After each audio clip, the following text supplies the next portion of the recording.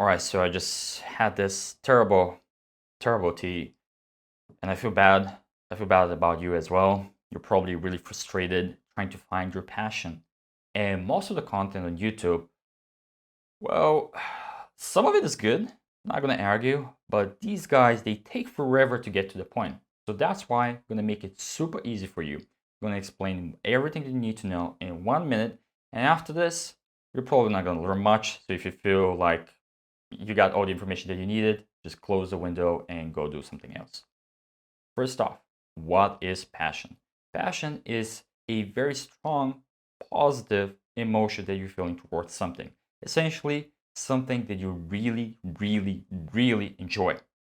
And usually, the stuff that you tend to enjoy, apart from the things that are stimulating your senses, so things like food, drugs, alcohol, tobacco, sex, travel, those aside, the stuff that you tend to enjoy are things that you're really good at. Essentially, it comes down to expertise. If you think about this, if you're really good at something, you will enjoy it. You'll most likely be passionate about that thing as well. But if you really suck at something, well, I don't think you're going to enjoy it ever. Well, unless you get good, of course. Give you a personal example. I did try some wakeboarding a couple of months ago. And man, I did suck. It was a terrible experience. I kept falling. I got bruises. I got bleeding. My knuckles were bleeding. I kept falling on my head. I kept like water, like swallowing so much water. It was not a pleasant experience just because I sucked. And I was looking at some of the other guys. They were doing like flips. They were doing like loops. They were doing some tricks and whatnot. You can clearly see on their faces they were enjoying what they were doing. And the very reason why they were enjoying wakeboarding is because they were much better than me, and they were people who were really good, hence passionate about wakeboarding. So most of the times, finding your passion, the problem is not that you don't really know what to do. Essentially, what I'm trying to say here is no matter what skill you pick, get good enough.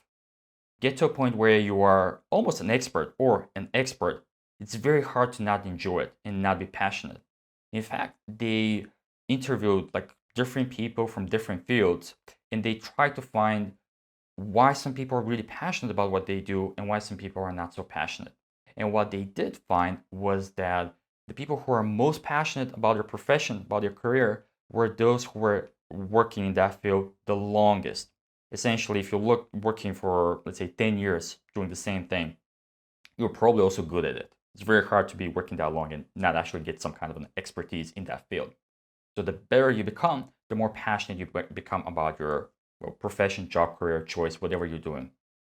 And the biggest issue with finding your passion is, as you can probably guess, in order to get good at something, you need to do it and you need to stick to that one thing for quite some time.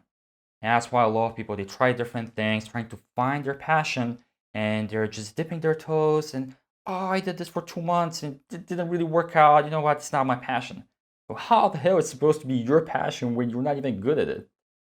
There are some exceptions where you can have people who just started a new job or something. They're really passionate about it. They're really excited, but this is due to the novelty. I mean, it's new, it's exciting. That's why they enjoy it. Some like individuals, they just have like an innate talent.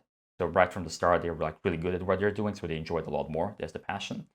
But for the most part, if you really want to find your passion, well, basically stick to one thing for a long enough period of time in order to get good enough to start enjoying it, and this will become your passion. Of course, it's more of a black and white thinking. There are nuances to it and a few notes, few disclaimers to keep in mind. The first one being is you can still pick in which direction you should go. Don't go for the stuff that is like the easiest to learn. And it's the easiest to learn, the easiest to master, the shortcut to passion. You can still go for the stuff that you just find interesting. You have some preferences there. However, keep in mind that depending on your existing knowledge base, some ventures are going to take longer to transition into becoming a passion than other things. To give you an example, let's say we take someone who is a professional athlete. They've been an athlete for, let's say, 15, 10, 20 years. Then a natural transition to build on top of what you already have is to go into the coaching field. So you know a lot about how athletes think, you know a lot about the sport. Even if it's a different sport, you at least understand body mechanics, how the body moves, how athletes think, and so on. So you're building on top of what you have. That's why when you look at people who have completed some very successful transitions from one field to another field, it's usually there's a lot of overlap and you're not starting from zero. They're building on top of what they have. A bad example would be someone who is a professional athlete and they want to transition into astronomy.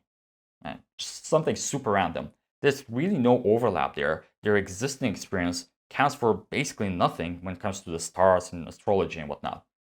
Hence, this transition is going to take much longer in order to get good at astrology and to actually start enjoying it. Especially if you, again, like have zero experience, like you didn't even check your horoscope or something.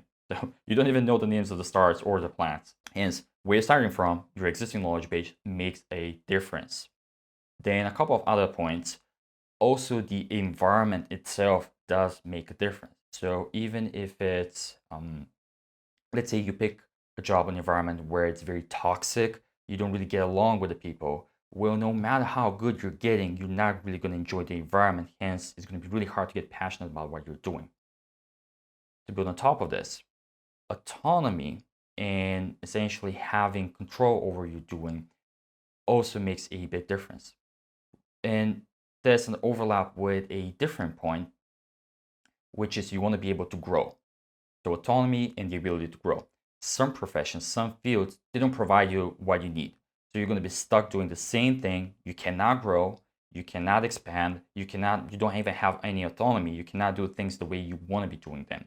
And this is very important. Like we as human beings, we all have this need of autonomy and the ability to be progressing, to be going somewhere. If you're working at McDonald's, you're a what's the word?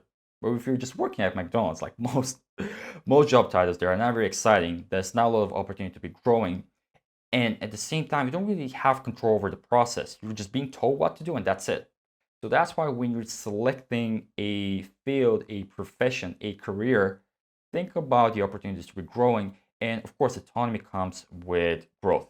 So the more as you're moving up the social ladder and as you're changing from, let's say, an intern to maybe, let's say, eventually a manager and so on, you're getting more autonomy, you're growing more. So this natural transition, and this is what we as human beings need. So while passion comes down to developing a skill, you still need to be in a place, in an environment that allows you to develop that skill, to be getting better, to be learning more, to be experimenting yourself, to be trying different things, and essentially for the environment not to be too toxic for you in order to actually enjoy what you're doing. All right, that's it for today. I realized I forgot to do the intro, but you know what? Who cares? We have the outro. So if you enjoyed this video, blow me a virtual kiss, and until next time, cheers.